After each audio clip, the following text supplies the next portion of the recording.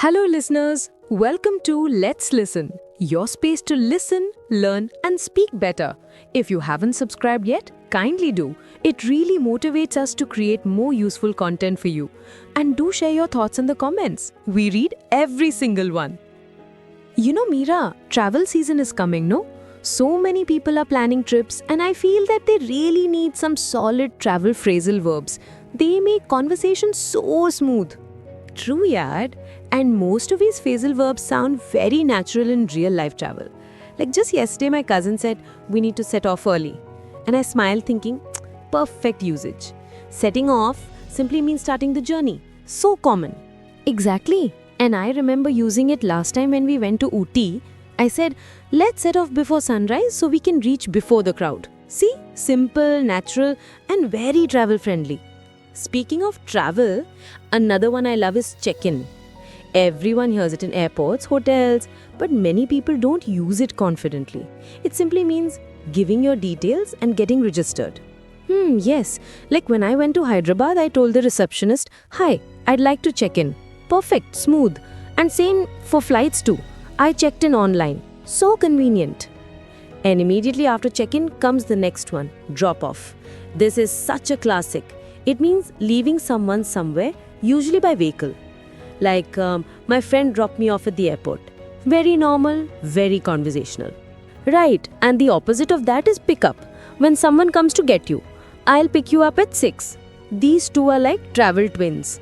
Agreed. And you know another lifesaver? Look around.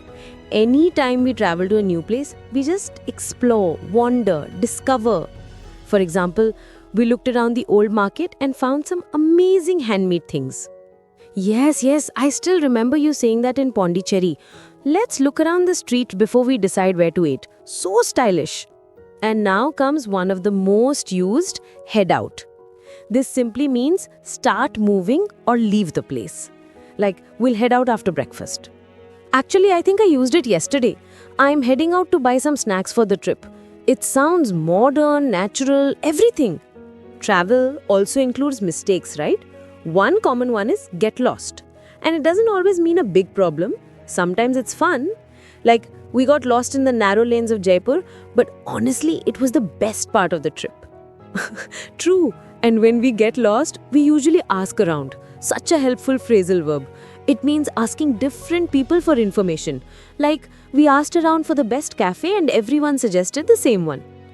And many times, especially during long trips, we stop over somewhere.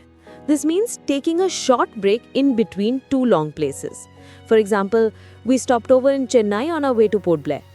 Yes, especially flights have long stopovers.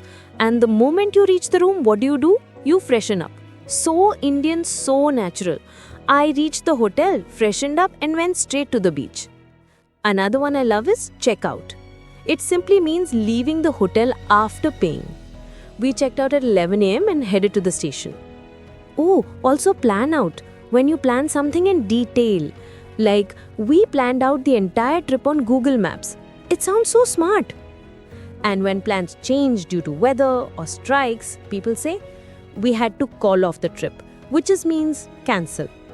Recently, I learned another stylish one, book into. My brother booked us into a beautiful resort. Instead of always saying, booked a room, this sounds richer. Nice. And here is one more, getaway. Many people say, I need a break. But I need to get away for a few days. This feels more emotional, more meaningful. Yes, sometimes travel is not a trip. It's a way to breathe. Let's get away this weekend. That line itself feels like healing. And finally, when we finish everything and come back home, we unwind. A perfect ending. We came back, unpacked, and unwound with some music. So nice, no? Travel vocabulary itself feels like a big trip. And using these phrasal verbs makes everything naturally stylish. Hope all our listeners use these in their next journey. And if they want more travel English, they should tell us in the comments.